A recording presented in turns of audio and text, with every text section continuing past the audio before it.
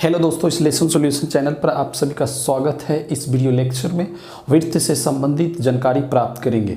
तो चलिए देखते हैं कि वृत्त होता है क्या। ये जो देख रहे हैं ये एक वृत्त है। क्या है? वृत्त है। वृत्त का मतलब होता है गोल। वृत्त का मतलब होता है क्या? गोल। वृत्त का मतलब क्या होता है? गोल। अब देखिए, गोल भी दो प्रकार का होता है। गोल भी जो होता है वो दो प्रकार का होता है। एक देखते होंगे कि फुटबॉल के जैसा गोल होता है और एक देखते होंगे कि रोटी के जैसा गोल होता है। तो जो रोटी के जैसा गोल होता है वो चिपके हुए होता है। क्या होता है? चिपके हुए होता है। लेकिन जो फुटबॉल के जैसा गोल होता है वो चारों तरफ से गोल होता है। तो आखिर हम किसे वृत्त कहेंगे? फुटबॉल के जैसा को वृत्त कहेंगे या रोटी के जैसा चिपटा हुआ होता है उसे हम वृत्त कहेंगे? तो चलते देखते हैं कि ये जो चिपटे हुए होता है इसे हम वृत्त कहेंगे। क्या कहेंगे? वृत्त कहेंगे। लेकिन जो फुटबॉल के जैसा होता है उसे हम वृत्त नहीं कहेंगे, उसे हम गोला कहेंगे। क्या कहेंगे? गोला कहेंगे। क्या कहेंगे? गोला कहेंगे। लेकिन जो बिल्कुल गोल होता है और चिपटे हुए होता है तो उसको हम क्या कहते हैं? वृत्त कहते हैं। क्या कहते हैं? वृत्त कहते हैं। तो वृत्त में जानेंगे कि वृत्त का कौन सा भाग क्या कहलाता है। तो देखिए, अगर हम यहाँ पे एक लाइन ड्रॉ कर रहे हैं, ये एक लाइन है, ये कोई छड़ है, ये कोई छड़ है। अगर देख लेते ये एक छड़ है और इसको हम ये 5 मीटर का है। कितना है? 5 मीटर का। अगर इसी छड़ को हम गोल कर दिए, क्या किए? गोल कर दिए, इसको इस रूप में कर दिए तो ये एक वृत्त कहलाएगा। क्या कहलाएगा? वृत्त। क्या कहलाएगा? वृत्त। क्या कहलाएगा? इसको वृत्त कहलाएगा। क्या कहलाएगा? वृत्त कहलाएगा। इसे जब हम गोल कर दिए तो ये क्या कहलाएगा? वृत्त कहलाएगा। और इसके बीच वाले भाग जो है ये केंद्र कहलाता है। क्या कहलाता है? वृत्त का केंद्र। ये वृत्त का केंद्र कहलाता है। ये टोटल ऐसे इस भाग को टोटल इस गोले की ये टोटल क्या कहला रहा है? वृत्त कहला रहा है। ये टोटल गोल जो है ये वृत्त कहला रहा है। क्या कहला रहा है? वृत्त कहला रहा है। अब ये इसके बीच वाले भाग, इसी को ये जो बीच में देख रहे हैं इसको हम कहते हैं केंद्र। क्या कहते हैं? केंद्र। इसके बीच वाले भाग को क्या कहते हैं? केंद्र। और इसके यहां से लेकर ये चारों तरफ टोटल लंबाई को हम कहते हैं परिधि। क्या कहते हैं इसको? परिधि। क्या नाम देते हैं इसको? परिधि। इसका नाम देते हैं परिधि।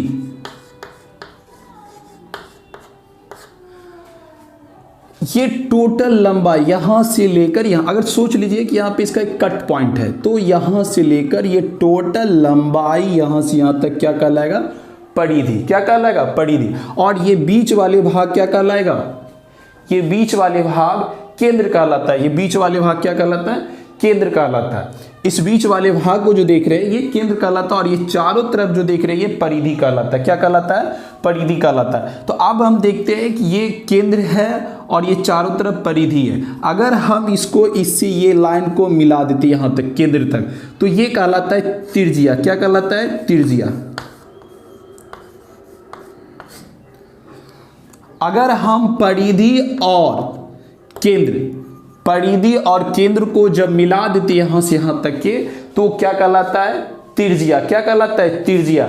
यदि हम परिधि ये और ये केंद्र इस दोनों को मिला देते तो इसके बीच की दूरी, केंद्र और परिधि के ये जो बीच की दूरी है ये क्या कहलाता है? त्रिज्या। मेन जो होता है यही त्रिज्या समझना होता है। इसमें यहां से यहां तक के बीच की दूरी को क्या कहते हैं? त्रिज्या। क्या कहते हैं? त्रिज्या। क्या कहते हैं? त्रिज्या। यहां से लेकर यहां तक के बीच की दूरी को क्या कहते हैं? त्रिज्या। अब देखते हैं कि अगर यहां से लेकर ये डायरेक्ट इसको मिला देते हैं तो यहां से यहां तक भी ये और ये भी यहां से यहां तक त्रिज्या कहलाते हैं। त्रिज्या को हम आर द्वारा सूचित करते हैं। तो ये भी यहां से यहां तक आर कहलाता है और ये भी आर कहलाता है। ये भी यहां से यहां तक आर कहलाता है और ये भी यहां से यहां तक आर कहलाता है। लेकिन इस भाग से मान के चलिए इसको हम नाम रखे ए और ए, इसका नाम रखे बी। तो ए और बी ये टोटल यहां से यहां तक के कहलाता है व्यास। क्या कहलाता है? व्यास। क्या कहलाता है? व्यास। क्या कहलाता है? व्यास। ये टोटल यहां से यहां तक की लंबाई कहलाता है व्यास। यहां से यहां तक की लंबाई क्या कहलाता है? व्यास। अगर मान के चलिए ए से ओ तक के अगर पूछे क्या कहलाएगा तो त्रिज्या, और अगर ओ से बी तक के क्या कहलाएगा तो त्रिज्या। लेकिन ए से लेकर बी तक क्या कहलाएगा तो व्यास। क्या कहलाएगा? व्यास। हम यहां पे देख रहे हैं कि ये टोटल लंबाई यहां से यहां तक की लंबाई यानी केंद्र को टच करते हुए यहां से यहां तक के क्या कहला रहा है, त्रिज्या, और यहां से यहां भी क्या कहला रहा है, त्रिज्या। लेकिन दो त्रिज्या को देख रहे हैं, दो त्रिज्या मिलकर क्या बन रहा है, तो व्यास बन रहा है। यानी अगर देखा जाए तो त्रिज्या और फिर एक त्रिज्या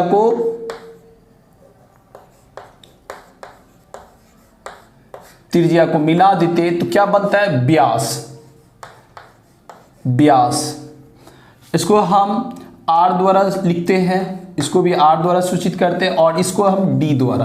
तो r और r तो कितना हो गया, 2r। तो d बराबर सूत्र निकल गया, ये मेरा एक सूत्र बन गया कि व्यास जो होता है त्रिज्या का दुगुना होता है। व्यास जो होता है वो त्रिज्या क्या होता है, दुगुना होता है। यानी 2r बराबर यार एक सूत्र हो गया कि यदि किसी वृत्त की त्रिज्या अगर 10 सेंटीमीटर है तो उसका व्यास कितना होगा, तो उसका डबल होगा। अगर किसी वृत्त की त्रिज्या अगर 5 सेंटीमीटर है तो उसका व्यास कितना होगा, तो 10 सेंटीमीटर होगा। यदि किसी वृत्त की त्रिज्या 10 सेंटीमीटर है तो उसका व्यास कितना होगा, तो 20 सेंटीमीटर होगा। अब देखिए ये गुना में है, r को हम यही रहने देंगे और 2 को उधर कर देंगे, तो d/2।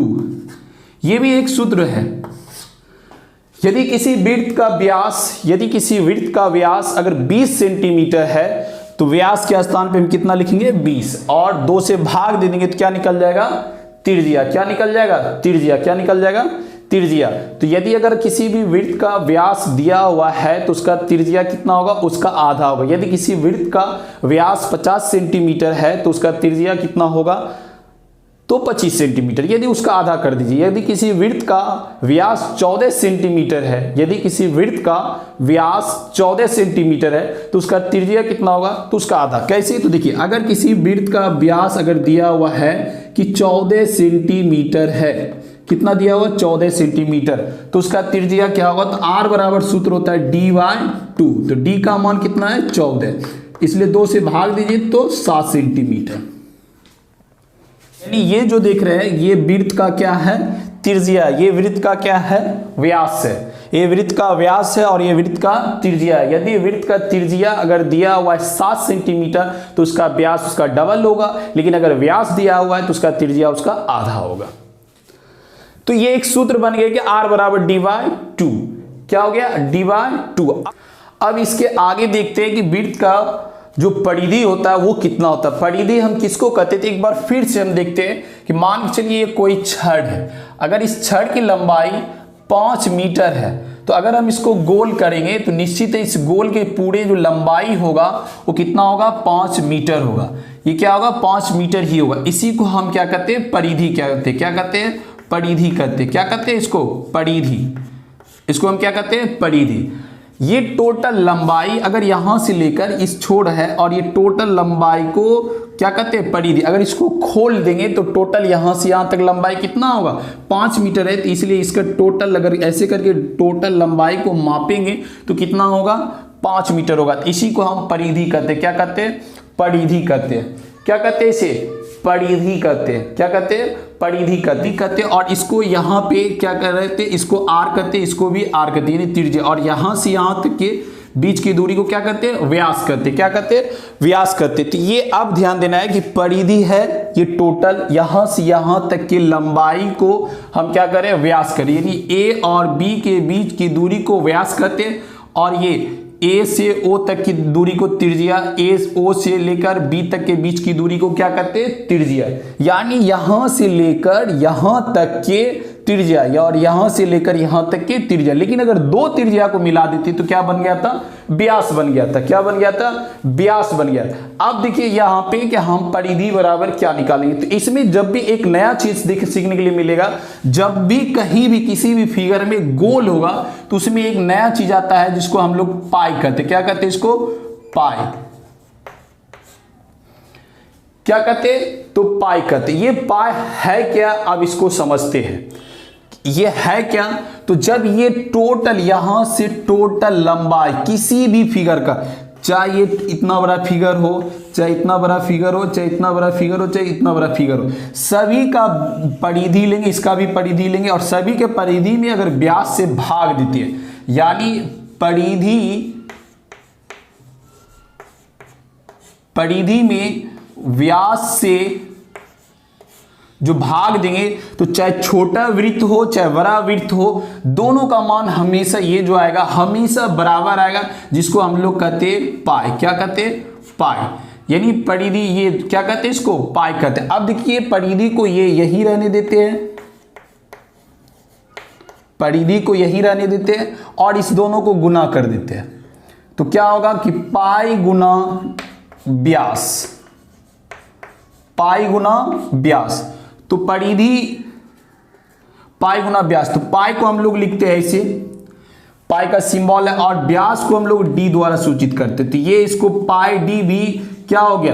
परिधि बराबर सूत्र हो गया, वृत्त के परिधि बराबर सूत्र हो गया पाई डी। अब देखिए यहाँ पे डी का मान, अभी हम इससे पहले पढ़ चुके हैं कि डी का मान क्या होता है। तो डी बराबर हम लोग पढ़े हैं कि 2r होता था। हम इसके स्थान पे क्या लिख सकते हैं?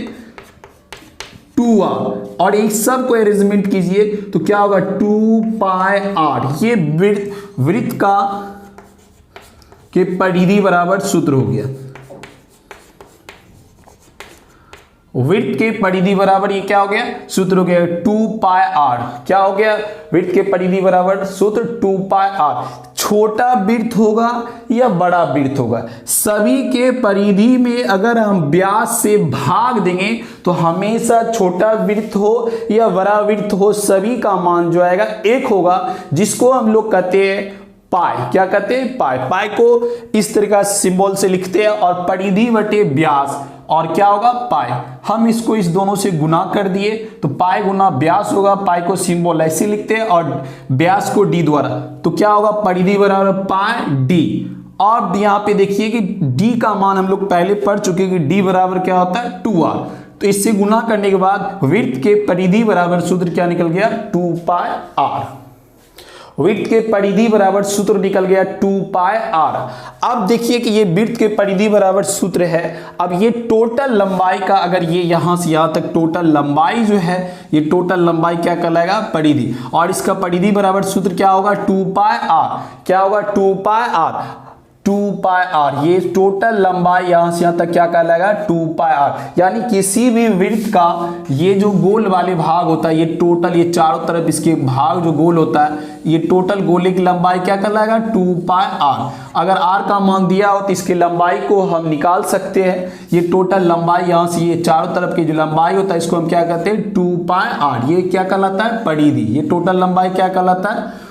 परिधि। क्या कहलाता है? परिधि। अगर हम इसको यहां से देखते हैं कि ये केंद्र कहलाता है, तो इसको अगर हम टुकड़ा टुकड़ा में बांट के इस तरीका से देखें तो ये अगर एक भाग इधर और एक भाग इधर, एक भाग इधर, एक भाग इधर, एक भाग इधर, तो ये देखते हैं कि एक ये बिल्कुल ही एक आयत के जैसा निर्माण होता है। तो यहाँ पे देखते हैं ये जो लंबाई है ये r कहलाता है और ये लंबाई कहलाता है कितना? जब ये दोनों तरफ यहाँ से यहाँ तक लंबाई, ये टोटल यहाँ से ऐसे करके 2 पाई r होता है, तो इसका आधा लंबाई क्या होगा? पाई r।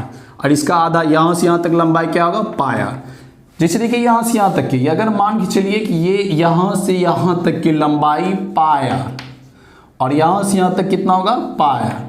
तो ये आधा लंबाई इधर चल जाता है और आधा लंबाई इधर आ जाता है, तो इसको हम क्या कहेंगे? पाई r। और इसको क्या कहेंगे? पाई r। अब देखिए एक क्षेत्रफल आता है, तो क्षेत्रफल हम किसे कहते हैं? तो क्षेत्रफल हम जो निकाल लें वो किसे कहेंगे?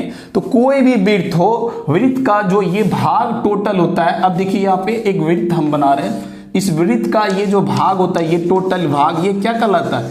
ये टोटल भाग क्षेत्रफल कहलाता है। क्या कहलाता है? क्षेत्रफल। ये भाग इस बाउंड्री लाइन के अंदर, ये परिधि के अंदर जो भी भाग है, ये वृत्त का क्षेत्रफल कहलाता है। क्या कहलाता है? क्षेत्रफल कहलाता है। ये भाग जो है वृत्त का क्या कहलाएगा? क्षेत्रफल कहलाएगा। यानी इस भाग को हम क्या करें? क्षेत्रफल करें। इस भाग को हम क्या करें? क्षेत्रफल करें। अब देखिए इसका क्षेत्रफल का सूत्र क्या होगा? तो हम निकालेंगे आयत का क्षेत्रफल। तो वृत्त का क्षेत्रफल क्या होगा? तो इस दोनों को गुना कर दीजिए, पाई आर गुना पाई, तो क्या होगा, तो पाई आर गुना पाई आर स्क्वायर, इस दोनों को गुना करने के बाद क्या होगा, पाई आर स्क्वायर, यानी वृत्त का क्षेत्रफल निकल गया है, जिसको हम लोग क्या कहते हैं, पाई आर स्क्वायर, क्या कहते हैं, पाई आर स्क्वायर, यानी ये वृत्त का क्षेत्रफल जो है, ये बीच वाले भाग क्या कहलाता है, इसका वृत्त का क्षेत्रफल, और ये चारों तरफ क्या कहलाएगा, इसकी चारों तरफ जो दिखाई दे रहे इसको हम कहते हैं परिधि, क्या कहते हैं, परिधि। एक बार फिर से रिवाइज कर देते हैं कि किसको क्या कहते हैं। देखिए ये जो ये एक वृत्त है, क्या कहलाएगा, ये वृत्त कहलाता है। ये जो छोड़ है यहां से यहां तक के, इसको हम कहते हैं परिधि, क्या कहते हैं, परिधि। और इसके बीच वाले भाग को कहते हैं केंद्र, क्या कहते हैं, केंद्र। और केंद्र से किसी भी चीज को मिलाते, चाहे ये या ये सभी कहलाता है त्रिज्या, क्या कहलाता है, त्रिज्या, क्या कहलाता है इसे, त्रिज्या, त्रिज्या, ये सभी क्या कहलाता है, त्रिज्या। लेकिन अगर ये दो त्रिज्या मिलकर क्या बनाता है, अगर ये यहां से यहां तक के है तो दो त्रिज्या मिलकर क्या बनता है, व्यास, क्या बनता है, व्यास। वृत्त से संबंधित जानकारी और प्राप्त करने के लिए अगला वीडियो को देखें। आज के वीडियो लेक्चर में बस इतना ही तक।